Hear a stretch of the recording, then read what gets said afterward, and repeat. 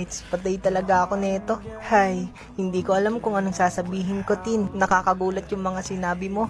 Hindi ko inaasahan. Pero kung totoo man yan, humihingi ako ng pasensya. Pasensya na kung hindi ko masusuklian yung nararamdaman mo. Maganda ka, mabait. Pero pasensya na kasi kaibigan lang talaga ang kaya kong ibigay sa'yo. Ang sakit ng ulo ko. O ayan, hindi naman marunong uminom-inom. Ha? Paano ako nakarating dito? Nakilabins ako ah. Siyempre, hinatid ka. Ha? Anong gusto mo? Matulog doon? Hindi ano. Sus, kung dumating lang daw kasi yung magulang niya, doon ka sana pinatulog hindi daw. So, hinatid ka dito. Ah, pengen gamot dyan, pantanggal sakit ng ulo. Inom pa. Kaya alam mo bang break na sila? O, edi masaya ka na niyan. Sana, pero hindi. Hindi ako masaya. Ha? Di ba dapat maging masaya ka kasi wala na sila? Ewan ko. Feeling ko, nasasaktan ako. Hindi ko alam, hindi ko maintindihan. Kasi masakit yun para sa kanya, kaya nasasaktan ka. Siguro. Ewan? Sige, maliligo. Opo.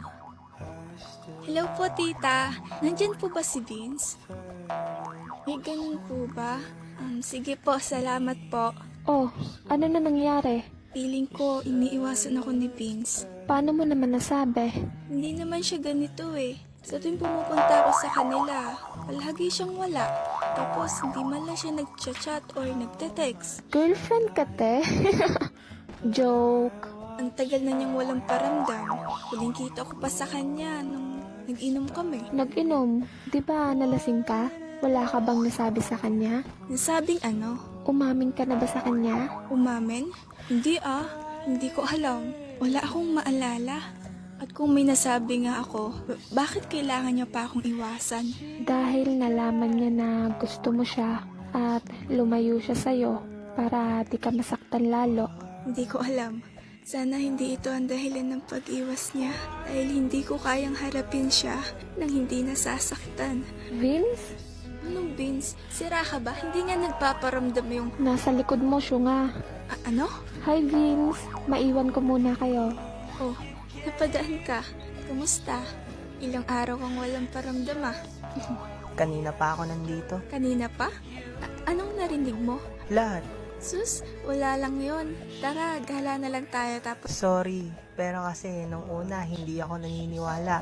Kasi lasing ka lang. Lasing? So, may nasabi nga ako sa'yo. Oo, Kaya ba umiiwas ka sa'kin?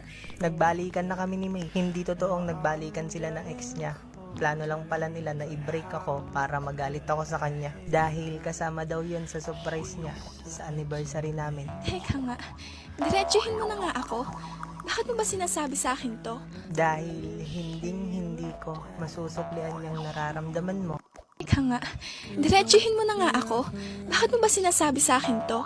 Dahil hindi ko masusuklian yung nararamdaman mo. Kaibigan lang talaga ang kaya kong ibigay sa'yo. At alam mo kung gaano ko kamahal. Tama na. Tsaka hindi naman ako sige, sabihin na nating umasa ako. Umasa ako na mamahalin mo din ako higit pa sa pagkakaibigan. Pero wag mo naman ipamukha sa akin na hanggang kaibigan lang. Kasi alam na alam ko yun eh. Hindi na wala sa isip ko yun. Oo, mahal kita. Pero hindi mo yun nakikita. Kasi nga kaibigan lang, di ba? Sorry. Wag kang mag-sorry. Kasalanan ko din naman eh. Congrats! Kayo na pala ulit. Wait lang ah. May gagawin lang ako. Oh, sira ulo ka. Hindi ka man lang marunong kumatok, tas magagalit. Gagi ka. Ba't ka umiiyak? Anong nangyari? Alam ko naman, Teya, kung hanggang san lang ako eh. Pero ang sakit pa din pala kapag galing mismo sa kanya. Nagkabalikan sila ni May. Yung konting pag-asa ko nawala. Hindi magiging ako dahil pangkaibigan lang talaga ako. Sinabi ko na sa'yo, diba? Pinaalalahanan na kita. Pwede bang pakisabi sa kanya? Nasa labas pa kasi siya eh. Nabiglan sumakit ulo ko at matutulog na muna ako. Hay nako, labasin mo na dun. Mag-usap kayo. Alam na niya yon. Please, Sige na, oo na. huwag kang mag-alala. mawawala din to. Pero hayaan mo muna ako sa ngayon. Kasalanan ko din naman kasi eh. Vince, biglang sumakit yung ulo ni Tin. Gusto daw muna niyang matulog. Pwede ko ba siyang puntahan? Hindi na. Sa susunod na lang ulit kayo mag-usap.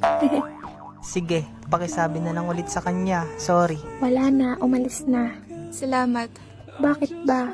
Kung kinausap mo siya ulit, edi mas okay. Tsaka na, di ba Taya gusto mo magbakasyon? Tara paalam tayo kay mama.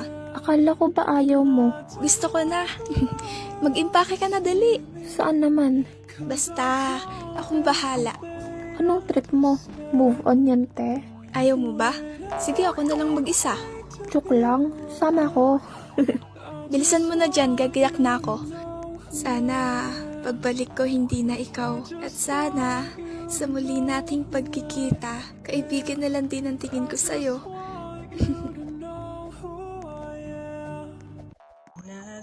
Hindi ako tumigil na mahalin ka.